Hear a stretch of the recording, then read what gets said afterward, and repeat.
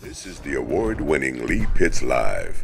Brought to you by the North Law Firm. For car accidents and negligent security cases, call Joe at 239-337-1191. And by Lee Health. Southwest Florida, welcome to another edition of Lee Pitts Live. Of course, I'm Lee Pitts, the host of the show, and I got my name on the mug. But before this name was on the mug, a long time ago, the name of the show was Up Close with Lee Pitts. Long story short, there was a big story written about my TV show, and it was all on the news for some things that I had done that were positive in the community, and they wrote Lee Pitts Live as the name of my show. And I was upset because my show was called Up Close with Lee Pitts, and that was back in like 1993. But as a result of them calling my show Lee Pitts Live, that's how we came up with the name Lee Pitts Live, and you guys have been saying it for years and thinking that's what it was at first, but it was not the case. Also, you're aware of Lee Pitts Live After Work. That was a success on a Friday evening where everybody came out to party downtown at Celsius. We had live entertainment, food, business opportunities, just the works. Well, we're changing the name. It's going to be Lee Pitts Live After 5. Today we got somebody in here who contributed to the name change, Trish Routte. We'll get a chance to talk to her. Also, Girl Talk will be on the show, and we'll have the All-American from McDonald's, the basketball All-American from Fort Myers area, Destiny Anderson, will be a guest on the show as well. We'll be right back. Welcome back, Southwest Florida. If you're wondering where we are, we're at the City of Fort Myers Police Department, and the accommodations have been just outstanding. Just coincidentally, we have Crime Stoppers in here, which works out just fine. We didn't plan it this way, but it just worked out. Trish Routte, the manager of Southwest Florida Crime Stoppers. Southwest Florida meaning where? Lee County, Charlotte County, Collier County, Glades, Hendry. All of Southwest Florida. If you're committing a crime, we want to hear about it.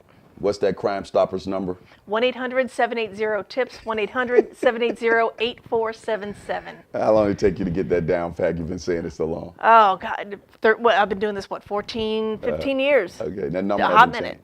That Now, number has never changed. Even while you were here preparing for your interview, you were dealing with solving crimes, getting the word out. Tell me, you said, hey, Lee, I got a crime going on. Tell me, what happens when there's a crime going on? How do you interface with that process immediately? Well, as soon as a crime occurs, we are in immediate contact with the detectives from whatever agency is investigating. We're getting all the information that we can. We're trying to get it out to the media, and the media, of course, is trying to help us get tips. The whole premise of Crime Stoppers is that we're the middleman.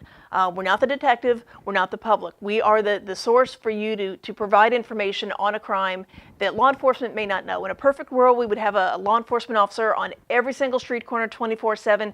That's just not realistic. So we need the public's information. We know that the public is seeing things, they're hearing things secondhand. Maybe they know some of the people involved, but they don't want to be seen talking to law enforcement officers. They don't want to be seen, and I hate the word, but Snitching or something. snitch, it's my least favorite word, but I do get it, that people do not want to be seen as that person reporting the information. So, in the privacy of their own home, their car, whatever they want to do, they can reach out to us, they can give us that information, we immediately turn that information over to the investigating officer, and then hopefully an arrest is made. The only way, we never know who any of our tipsters are. We don't have caller ID, we don't have any, we can't trace IP addresses. We simply give you a code number, it's a series of 5 or 6 numbers, and that is the only way that we know who you are. And when you call us back to see if an arrest was made, we pay out in cash so that there's no way you can backtrack where that payment came from.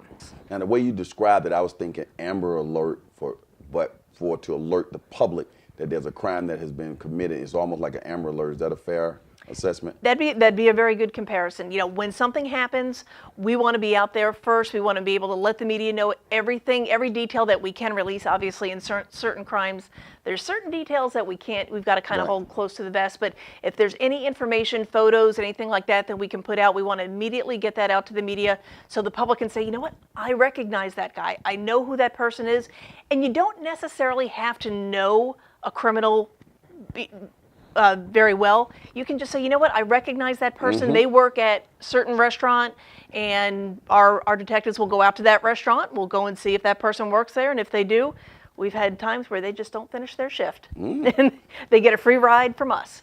And the great thing about it that when you do that, you are helping the citizens, and you're making our community safe. You're getting bad guys off the street, and you get a couple of dollars along the way. You're getting some cash money, rewards of up to $1,000. We give out close to $200,000 a year in reward money, and not a dollar of that is tax dollars money. That's around tax time, people start to wonder where their tax dollars are going to. It's not going to Crime Stoppers. We operate off of donated funds and grants and things like that. So, and we're using we've got a system with the state where when a criminal gets convicted of a crime, they have to pay a $20 fine. Of that, of course, Tallahassee's got to get their little piece of that, but we get some of that back in return. So we're using bad guys' money to put more bad guys behind bars. So it's kind of a win-win situation. No, that's really good. How does that make you feel personally when what you're doing? Because I saw you today. You said, "Hey, Lita, a bank was just robbed." I'm like, people still robbing banks? Yeah. It's just with the technology like that. Who has the nerves to rob a bank these days?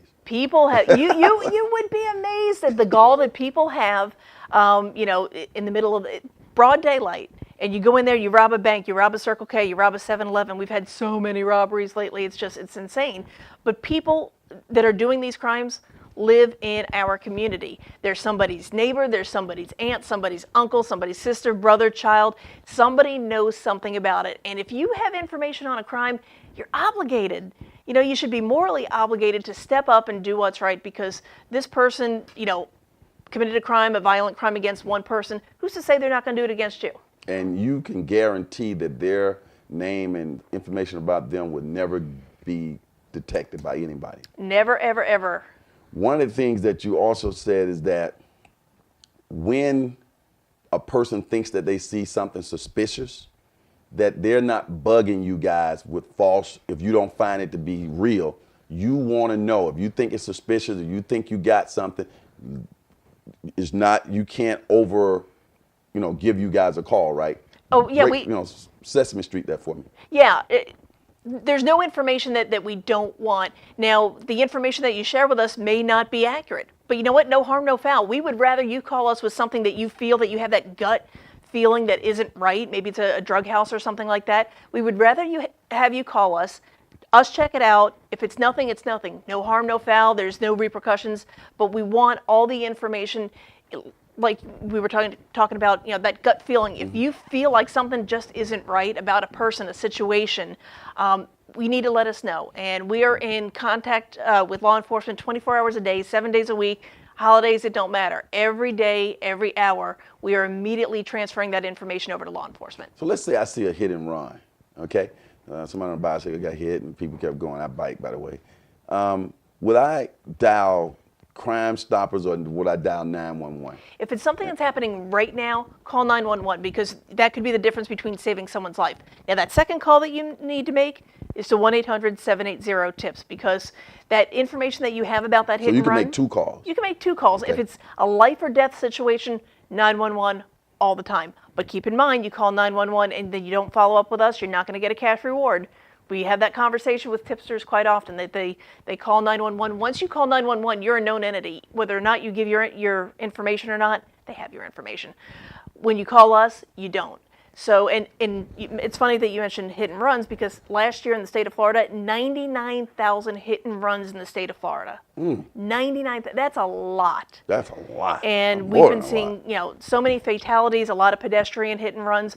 So even if you see a partial license plate number, that little piece of information, or say, it was a white Honda Accord, okay, that helps us. That little piece of information that you may think is insignificant may be the one thing that we need to parlay everything forward to an arrest. Every time you come on this show, I learn something new. I mean, really. Final question. The 911 process, the Crime Stoppers process, 5 years from now, what do you hope it would have become? Our goal. What's the technology and things like happening? Well, right now we've got the newest mobile technology. We've got a mobile app. Everybody is on their phone all the time. And we've had different couple of scenarios where people have literally been at a crime scene, and people, before they're calling anybody, they're on their phone, they're texting, they're taking pictures. If you are at a crime scene, you can literally go onto that app, take pictures, report what you're seeing at that crime scene, and upload that information to us. And if you're on your phone, nobody's going to be going, I think they're calling Crime Stoppers, because We're always on our phone all the time, so it's an easy way for people to report information on the download. No one's ever going to suspect that you're doing that. So that mobile app is something that we're trying to use a lot, and especially in the schools where far too much is happening. Well, Trish, it's been a pleasure having you on the show. Looking forward to getting you back in the future. Absolutely. Keeping us safe. As the saying goes on this particular show, for those who say it can't be done, they're usually interrupted by those like Trish and all the fine people who are associated with Crime Stoppers. We'll be right back with Girl Talk and Tashika Perry right here on Leap Is Live.